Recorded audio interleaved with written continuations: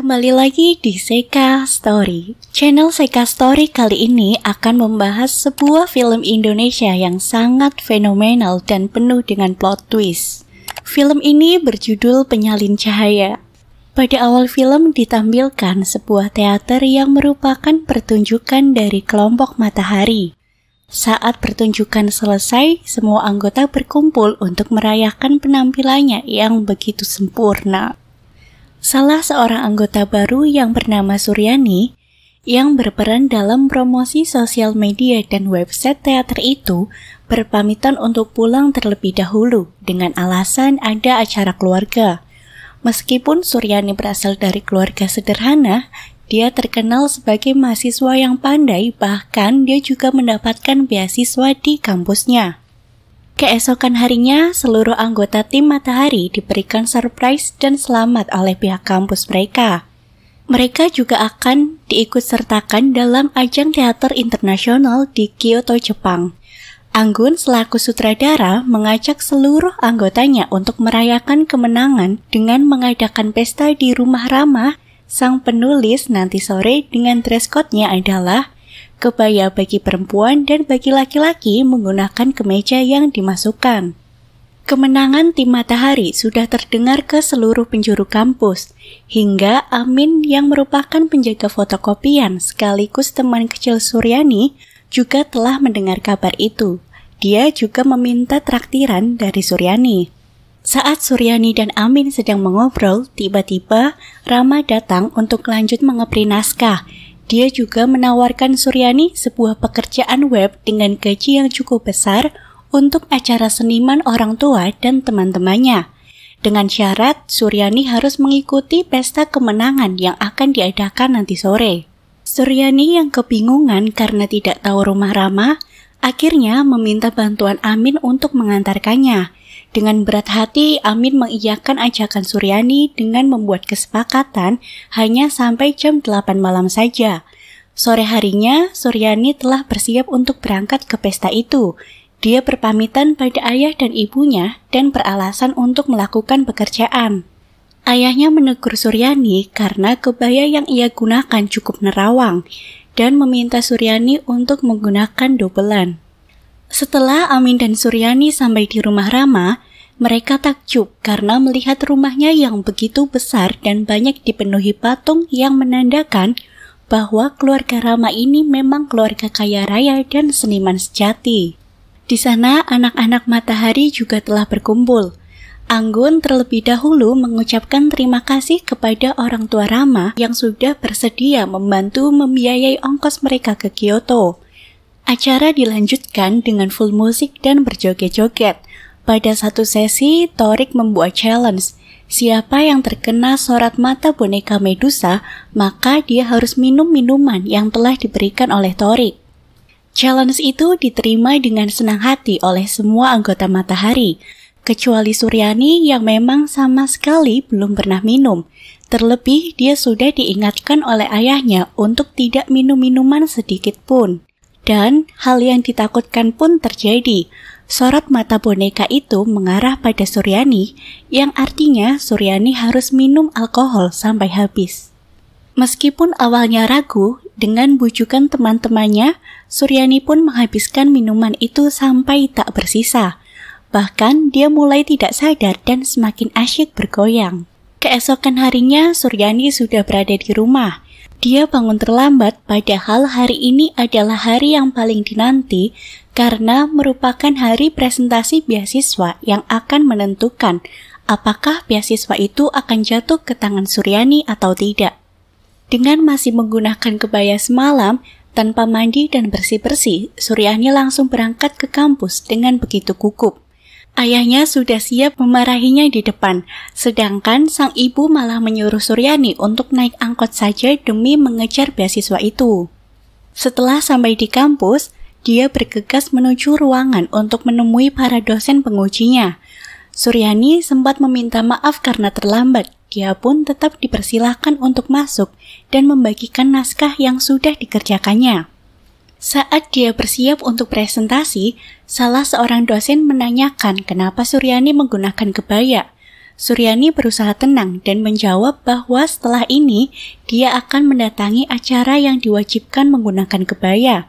Jadi dia sengaja menggunakan kebaya sejak awal. Tapi salah seorang dosen lain menunjukkan foto selfie Suryani yang sedang mabuk-mabukan tadi malam. Dalam foto itu terlihat Suryani mabuk berat sambil memegang gelas berisi alkohol. Suryani berusaha mengelak bahwa dia tidak mabuk ataupun mengunggah foto dirinya ke sosial media.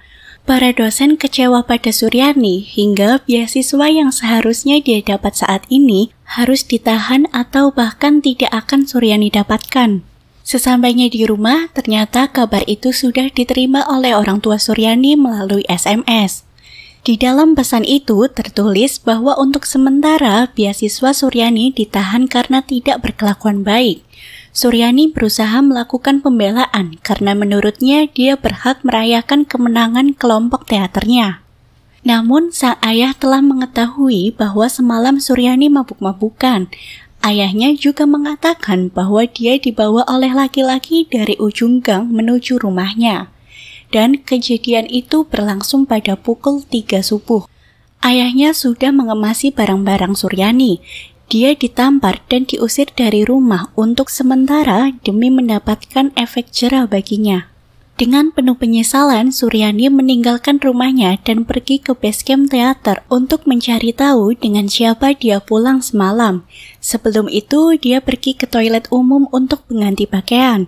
Namun, dia mendapati baju manset yang dia pakai menjadi terbalik. Dia juga memotretnya sebagai barang bukti. Sesampainya di tempat latihan, Suryani berusaha menanyakan hal itu pada Thorik. Namun, Thorik mengabaikannya karena sedang sibuk.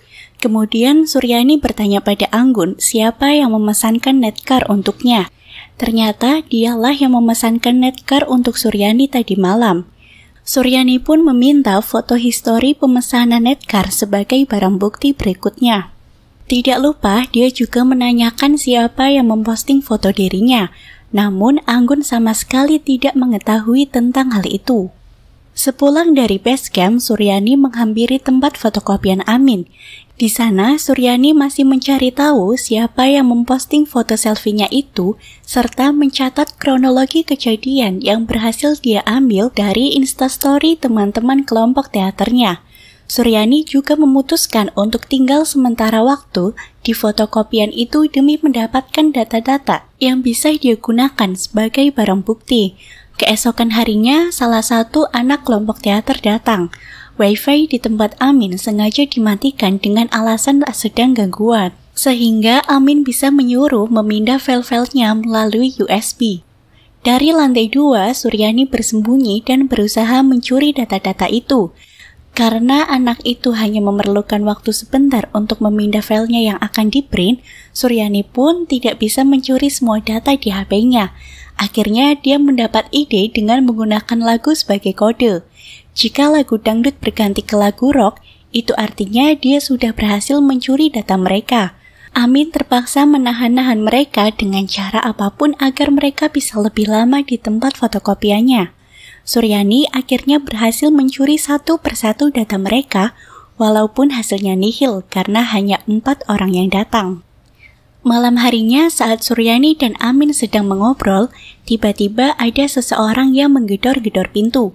Ternyata itu adalah Farah, senior Suryani yang sempat menyuruhnya agar tidak ikut pesta kemenangan waktu itu. Namun karena sikapnya yang begitu dingin, Suryani jadi ragu dengan nasihat yang diberikan Farah. Keesokan harinya, Suryani datang ke kantor netcar ditemani dengan Anggun. Mereka mencari tahu siapa driver yang mengantar Suryani. Selain itu, perjalanan yang ditempuh saat mengantar Suryani lebih lama 1 jam dari biasanya. Ternyata setelah dicek, netcar itu berhenti di sebuah tempat bernama Taman Kendil. Setelah menunggu lama, akhirnya driver itu datang. Dia merupakan seorang bapak-bapak tua yang sangat ramah yang bernama Pak Burhan. Pak Burhan mengatakan bahwa kemarin ban mobilnya sempat bocor, jadi dia harus menggantinya terlebih dahulu. Mereka akhirnya memeriksa mobil itu untuk memotret sebagai barang bukti. Saat pulang ke tempat fotokopian Amin, Suryani melihat video yang berhasil dia curi dari anak-anak teater.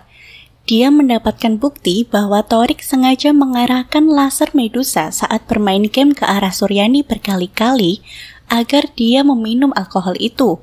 Bahkan Thorik memberikan alkohol dengan warna yang berbeda sendiri. Suryani juga melihat Thorik keluar dari ruangan gelap saat membawa patung Medusa itu. Sementara saat ini keuangan Suryani semakin menipis.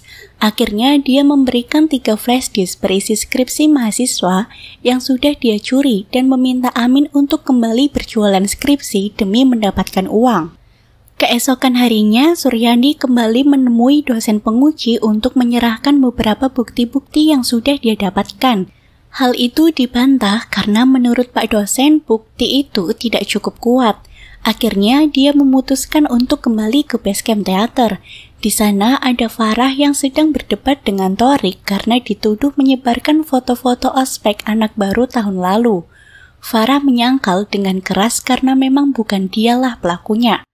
Setelah Farah pergi, Thorik meminta penjelasan Suryani karena tadi Suryani mengatakan bahwa perpelocohan itu yang membuatnya kehilangan beasiswa.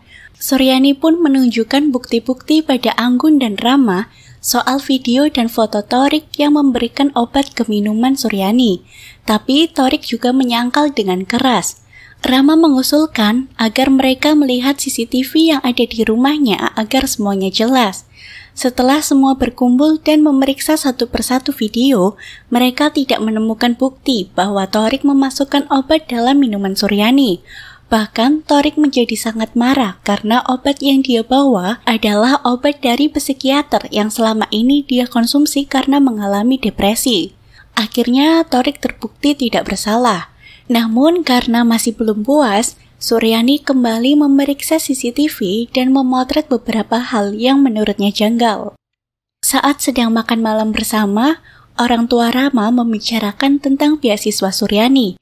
Mereka juga bersedia membiayai kuliah Suryani sampai selesai dengan syarat minggu depan Suryani harus mengerjakan web orang tua Rama yang sudah disepakati sebelumnya. Ketika mereka semua akan pulang dan memesankan netcar, Ibu Rama mengatakan bahwa netcar sangat sulit dijangkau dari rumah Rama, bahkan membutuhkan waktu yang lama untuk menunggu.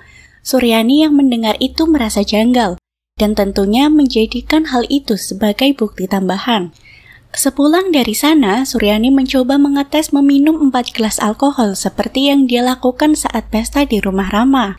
Sudah lebih dari 4 gelas dia minum, namun tidak juga pingsan. Dia semakin curiga jika ada yang benar-benar memberikan obat ke minumannya malam itu. Dia juga mencari bukti lain di Taman Kendil. Dia menyadari bahwa patung di sana sama persis dengan foto yang ada di ponsel Rama yang sudah dia curi datanya. Selain itu, dia meminta foto instalasi ke salah satu teman kelompoknya dengan alasan untuk dimasukkan ke dalam web. Di fotokopian Amin, satu persatu foto dia amati, dan ada satu foto yang mencuri perhatiannya. Saat Amin keluar membeli rokok, dia mencoba mengopi punggungnya yang terdapat tanda lahir, kemudian menyamakan dengan foto instalasi Rama. Dia merasa itu benar-benar mirip. Hal itu membuat kecurigaan Suryani pada Rama semakin besar. Untuk melanjutkan penelitiannya, Suryani meminta bantuan pada Amin untuk memancing Rama supaya mengeprint kembali di fotokopiannya. Dengan hal itu, maka saat email Rama login di komputer bawah, maka Suryani juga bisa login secara bersamaan di komputernya. Cara itu berhasil, tapi Rama sepertinya mulai curiga karena ada 2 perangkat yang login ke emailnya. Saat Rama sudah selesai, dia menanyakan soal cupang laci bawah dan meminta Amin segera memberitahunya jika ada yang baru. Suryani yang mendengarnya langsung curiga dan memaksa Amin untuk membuka laci itu. Jika tidak, dia mengancam akan memberitahu soal Amin menjual skripsi. Ternyata di dalam laci itu ada sebuah harddisk yang berisi foto-foto pribadi mahasiswa, yang kemudian Amin jual pada Rama dengan harga 500.000 per orang. Suryani yang mendengarnya makin merasa frustasi karena foto-foto dirinya juga ada di harddisk itu. Suryani pergi ke sebuah warnet untuk kembali mengecek email Rama, dan benar saja, ternyata Rama pergi ke Taman Kendil pada malam itu. Dia juga menemukan foto-foto properti teater yang sama persis dengan tato aksara Jawa yang ada di punggung Farah. Keesokan harinya, Suryani menemui Farah untuk memastikan kebenaran foto itu dan meminta bantuan Farah agar sama-sama mau melaporkan Rama ke pihak kode etik. Tapi yang terjadi malah sebaliknya. Farah sangat kesal karena datanya telah dicuri. Tak pantang menyerah, Suryani tetap pergi ke bagian kode etik. Dia membawa semua bukti yang dimiliki dan berharap masalahnya bisa segera diatasi. Tapi karena orang-orang di bagian itu termasuk suruhan Rama, keesokan harinya Suryani malah dipanggil oleh pihak kampus dan akan segera ditindak karena dituduh melakukan pencurian dan peretasan data serta pencemaran nama baik Rama Sumarno. Karena saat ini pihak kampus akan memberangkatkan teater Matahari ke Jepang, para dosen meminta agar kasus ini tidak berlanjut ke pengadilan dan bisa diselesaikan secara kekeluargaan saja. Suryani dengan penuh keterpaksaan akhirnya membuat video klarifikasi dan permintaan maaf pada Rama Sumarno atas tuduhan pencemaran nama baik. Permintaan maaf itu tersebar di seluruh kampus dan dilihat oleh Farah. Sedangkan Ibu Suryani yang merasa bahwa salah satu foto instalasi itu benar tanda lahir Suryani, mencoba mencari jalan keluar lain dengan membawa Suryani ke klinik kesehatan milik teman dekatnya dan menitipkan Suryani sementara di situ. Farah dan Thorik merasa tergugah dan ingin ikut menyelesaikan masalah itu, karena sebetulnya mereka juga salah satu korban yang bagian tubuhnya difoto oleh Rama. Mereka merencanakan sesuatu untuk mendapatkan bukti yang lebih kuat. Rencana mereka adalah melakukan penyekapan pada driver netcar yang bernama Pak Burhan itu. Thorik menawarkan diri untuk pergi ke rumah Pak Burhan. Dia pergi ke sana dengan berpura-pura memberikan sebuah parsel atas nama Rama dan kelompok Matahari karena mereka sudah menang. Pak Burhan terlihat curiga pada Thorik. Terlebih lagi, dia akan meminjam ponsel Pak Burhan untuk menelepon temannya untuk menjemput. Pak Burhan malah menawarkan tumpangan ke Thorik. Akhirnya Thorik pun diantar oleh Pak Burhan. Di tengah jalan, ban mobilnya kempes karena sebelumnya Thoriklah yang mengempeskannya. Thorik kembali mencoba meminjam ponsel Pak Burhan untuk menghubungi orang bengkel. Namun dengan berbagai alasan Pak Burhan tidak memberikan ponselnya. Dia juga menolak untuk dipanggilkan orang bengkel. Ketika Pak Burhan mengangkat ban serep, dia sangat kesulitan. Hal itu jelas bertolak belakang karena sebelumnya Pak Burhan mengatakan bahwa dia bisa mengganti ban mobil sendirian. Thorik yang terlanjur geram akhirnya memukul wajah Pak Burhan hingga pingsan. Suryani dan Farah pun datang. Mereka berhasil mengambil ponsel Pak Burhan dan membawanya ke klinik. Saat ini Suryani sendirian menonton video-video di ponsel Pak Burhan. Dia benar-benar emosi saat melihat Rama sedang memotret bagian tubuhnya dan beberapa mahasiswa lain termasuk Farah dan Thorik. Ketika mereka berdebat akan melaporkan Rama ke polisi, tiba-tiba terdengar suara fogging pengusir nyamuk. Asap pun memenuhi ruangan klinik itu. Kemudian datanglah Rama dan beberapa komplotannya untuk menyekap mereka. Dengan pakaian adat Jawa, Rama bernyanyi-nyanyi seperti orang gila, seolah-olah mengatakan bahwa mereka tidak akan bisa mengalahkannya. Ponsel Pak Burhan yang tadi ada di tangan Suryani akhirnya diambil dan dibakar oleh Rama. Keesokan harinya, Suryani dan Farah memutuskan untuk menyebarkan bukti-bukti yang tersisa. Mereka membawa mesin fotokopi milik Amin ke atap gedung kampus dan memfotokopi semua bukti yang kemudian disebarkan ke seluruh penjuru kampus. Satu persatu korban Rama selama ini pun ikut andil dalam aksi meminta keadilan karena sangat sulit jika melawan orang kaya dan berkedudukan. Film ini pun selesai dengan ending yang menggantung. Itu menggambarkan bahwa pelecehan seksual akan selalu ada dan sulit untuk dihindari, apalagi jika pelakunya dari orang terpandang dan berkuasa. Pasti akan sangat sulit untuk melawan mereka. Yang terpenting adalah bagaimana cara kita bersikap, selalu berhati-hati dan selalu waspada kepada siapapun, kapanpun, dan dimanapun. Itulah pesan yang bisa diambil dari film Penyalin Cahaya kali ini. Sampai jumpa di video Seika Story berikutnya. Bye-bye!